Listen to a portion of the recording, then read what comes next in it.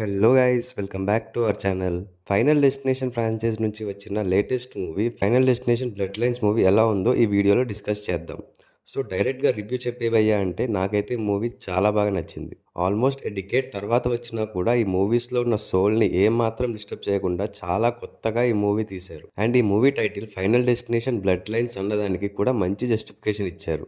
ఇంకా స్టోరీ విషయానికి వస్తే ప్రీవియస్ మూవీస్లో ఎలా అయితే స్టార్టింగ్లో ఒక లీడ్ క్యారెక్టర్కి విజన్ వచ్చి అందరినీ వార్న్ చేసి సేవ్ చేస్తారో ఈ మూవీలో కూడా అలానే ఉంటుందనుకుంటే మీరు పప్పులో కాలేసినట్టే. చెప్పా కదా ఈ మూవీ కొత్తగా ఉంటుందని. స్టెఫానీ క్యాంబెల్ అనే ఒక టీనేజ్ అమ్మాయికి లాస్ట్ 2 months నుంచి కంటిన్యూస్గా సేమ్ డ్రీమ్ వస్తూ ఉంటుంది. అండ్ దీనివల్ల తను కాలేజ్ నుంచి కూడా సస్పెండ్ అవుతుంది. ఇంతకీ ఆ డ్రీమ్ ఏంటంటే చాలా ఇయర్స్ బ్యాక్ జరిగిన ఒక ఇన్సిడెంట్. ఆ డ్రీమ్ ఏంటంటే చాలా ఇయర్స్ బ్యాక్ జరిగిన ఒక ఇన్సిడెంట్. అండ్ ఆ ఇన్సిడెంట్‌లో చనిపోవాల్సిన కొన్ని హండ్రెడ్స్ ఆఫ్ మెంబర్స్‌ని వాళ్ళ అమ్మమ్మ అయిన ఐరిస్ క్యాంబెల్ సేవ్ చేస్తుంది. ఇలా సేవ్ చేయబడిన వాళ్ళందరూ ఐరిస్ లాగానే డెత్ నుంచి తప్పించుకున్నారా? ఇప్పుడు ఐరిస్ ఫ్యామిలీని డెత్ ఎలా చంపబోతుంది అనేది ఈ మూవీ మెయిన్ ప్లాట్ లైన్. ఈ ఫ్రాంచైజ్ మొత్తంలో ఇప్పటివరకు ఉన్న చిన్న చిన్న డాట్స్ అన్నిటిని కలుపుకుంటూ వచ్చి అండ్ జరిగిన ఈవెంట్స్ అన్నిటికీ మంచి జస్టిఫికేషన్ ఇచ్చారు. అండ్ యాజ్ యూజువల్ డెత్స్ అయితే చాలా దారుణంగా ఉంటాయి. మీరు కానీ పాప్కార్న్ తింటూ చూస్తున్నారంటే గట్టిగా పట్టుకోండి, ఖచ్చితంగా దాన్ని కింద పడేస్తారు.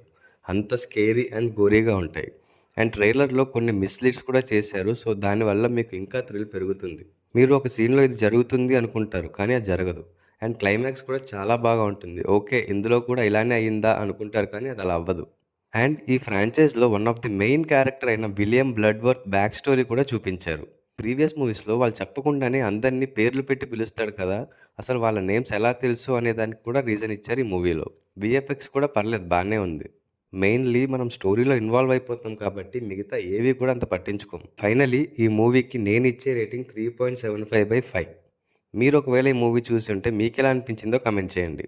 అలాగే మన ఛానల్‌ని ఇంకా సబ్స్క్రైబ్ చేసుకోకపోతే వెంటనే సబ్స్క్రైబ్ చేసుకొని నోటిఫికేషన్స్ ఆన్‌లో పెట్టుకోండి.